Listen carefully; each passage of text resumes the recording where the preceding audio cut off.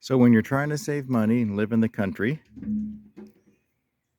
or farm or homesteading, you try to save on locks and come up with different ways instead of buying $20 locks. That works.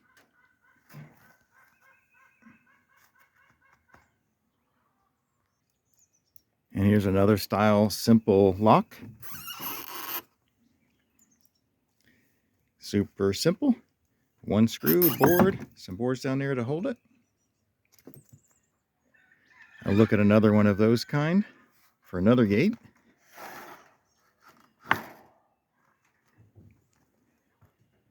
This holds it from going down.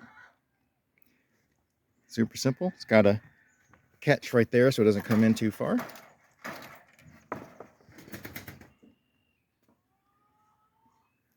Another simple lock.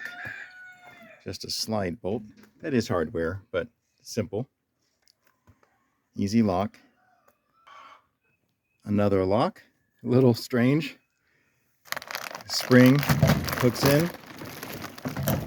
That's just holding our firewood shed tarp over the front so it doesn't let the snow and rain go in and wet our firewood.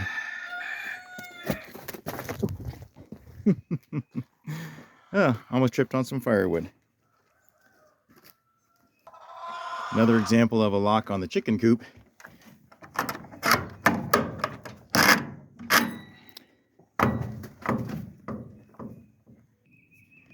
Here we have a gate going to the garden to keep the dogs out. A little strange setup.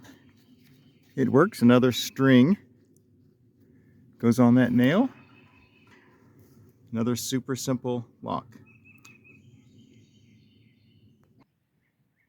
So if you want some alternatives to the traditional locks, just try to be creative and have some fun. It's also fun to just live in the country and people aren't going to see your locks anyway most of the time, and it's just fun to save money and try to be creative and come up with some different kinds of locks.